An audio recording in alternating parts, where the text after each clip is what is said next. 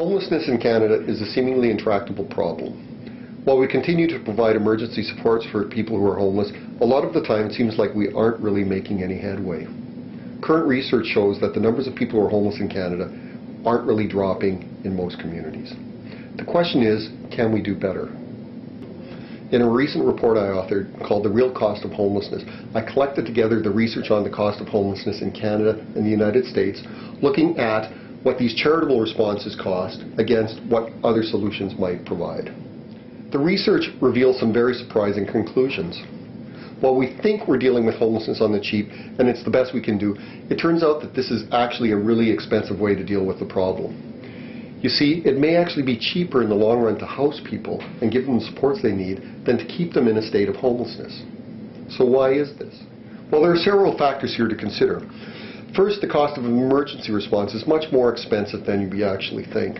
Keeping someone in an emergency shelter can cost between $14,000 and $35,000 annually. But more importantly, we need to consider the externalities that are the outcomes of homelessness. When we keep people in a state of homelessness, for instance, we know that their health declines. Homelessness results in more illness and injury, worsening mental health problems and addictions. Over time, people who are homeless wind up needing to use expensive health services. Another externality produced by homelessness is that people are much more likely to be involved with the justice system when they're homeless. When we keep people in a state of homelessness, we're actually making homelessness visible on park benches, street corners, in doorways. And when homelessness is made visible, the public, shopkeepers, the media, and politicians tend to call on the police to do something about what is essentially a social problem.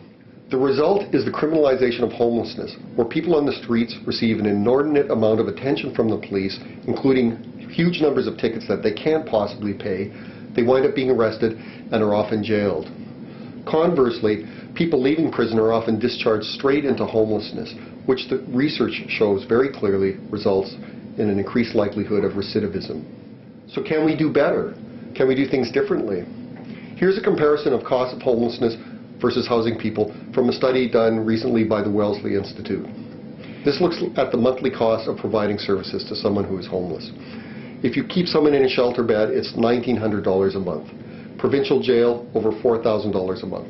The hospital beds, around $11,000. What if we do something different? If you give someone a rent supplement, it's $700 a month. If you put them in social housing, it's $192. The point is, it's cheaper to house people. So the lesson here is really clear. We shouldn't be relying on emergency shelters and soup kitchens as the core of our response to homelessness. It isn't doing things on the cheap at all. And we can do things differently. By providing people with housing and the supports that they need, not only are we doing the right thing, but we're also saving money.